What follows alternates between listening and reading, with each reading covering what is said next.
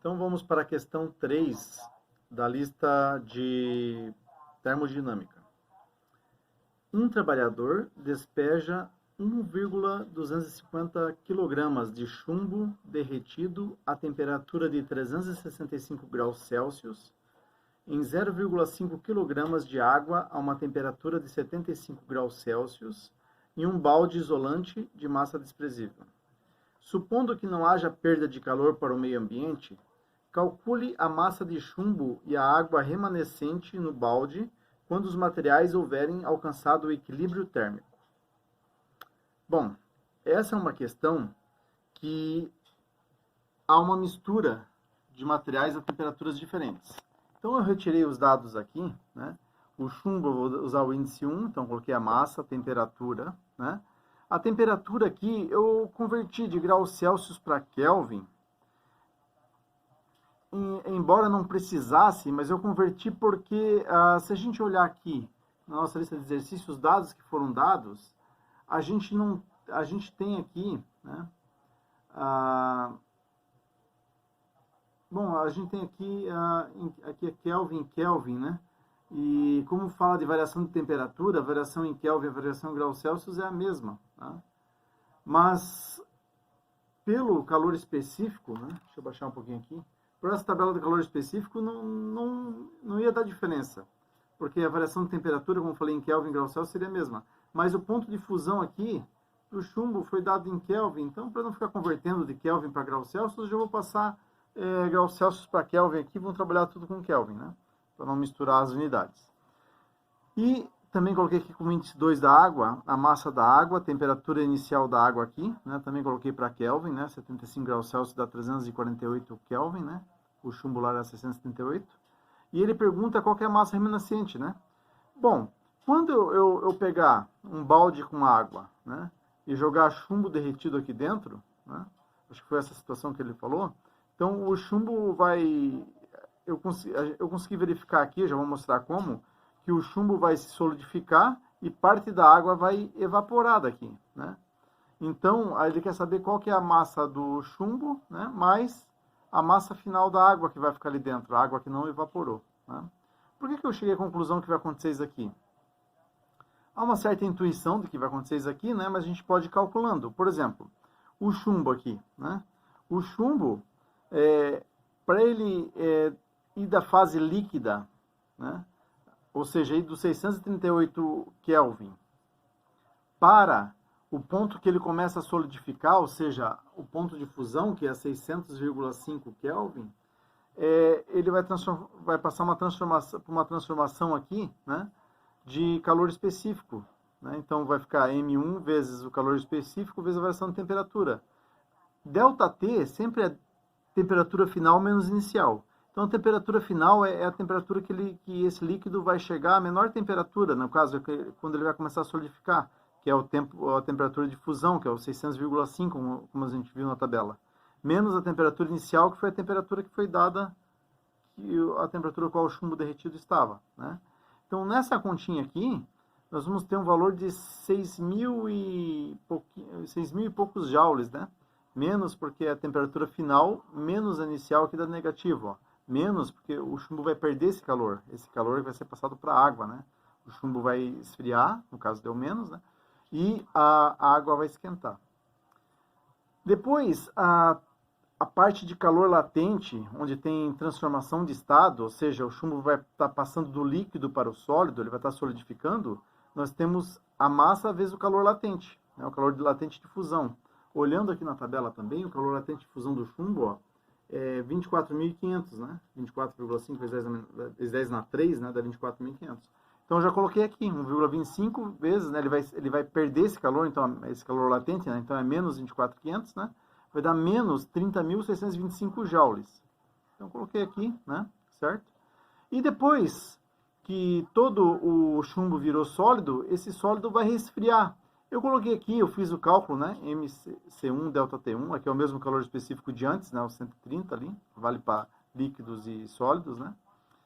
Vezes a variação de temperatura. Essa variação de temperatura agora eu peguei dos 600, que ele chegou aqui, né? A 600,5, quando ele começou a solidificar. Ou seja, o sólido parte dessa temperatura.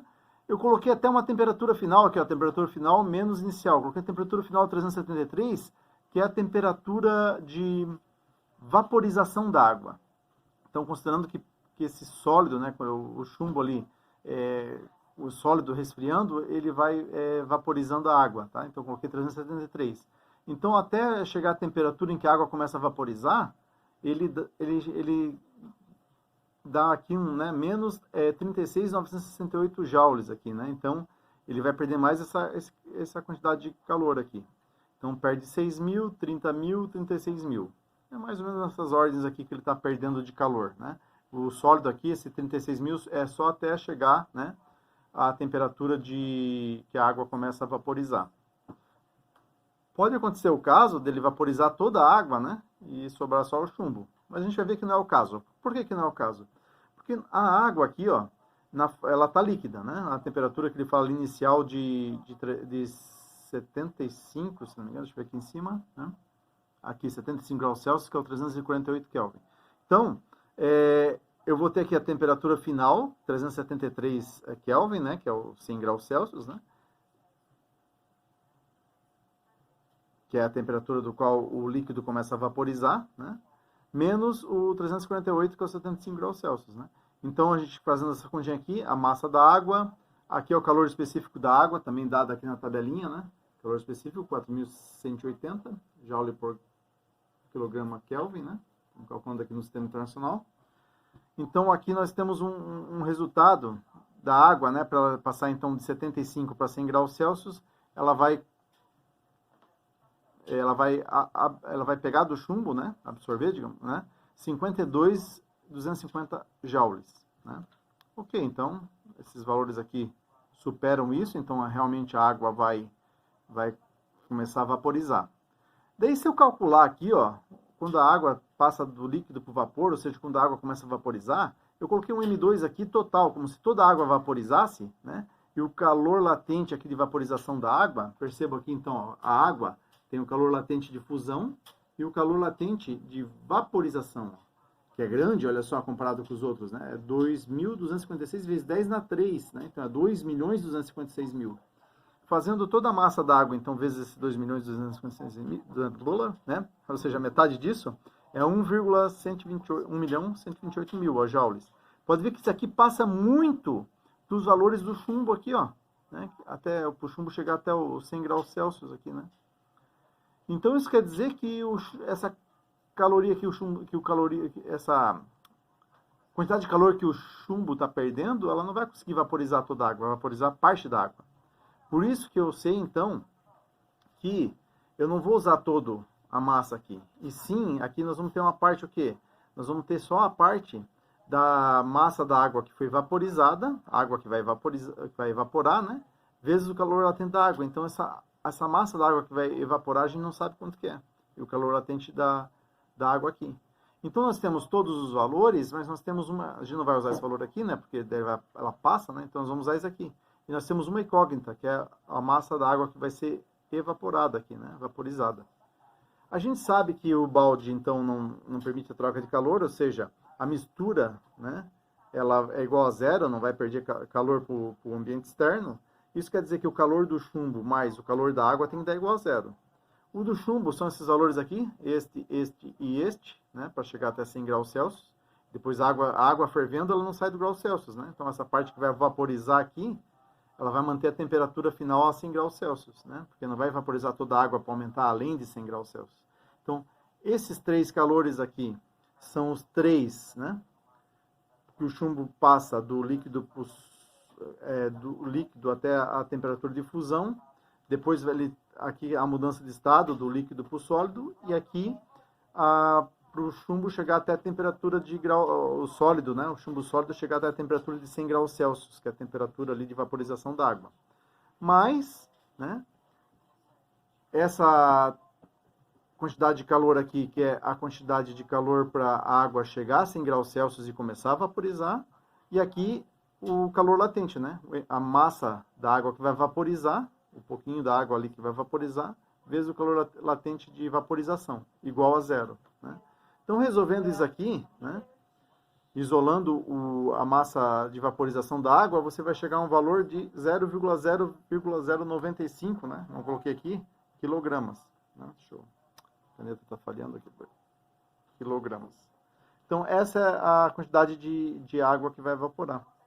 Então, se eu pegar aqui, né, o 1,25 mais meio quilo aqui, dá 1,75 menos essa quantidade que vai evaporar, eu vou ter uma massa remanescente de 1,7405 quilogramas. Essa é a resposta da questão 3. Tá?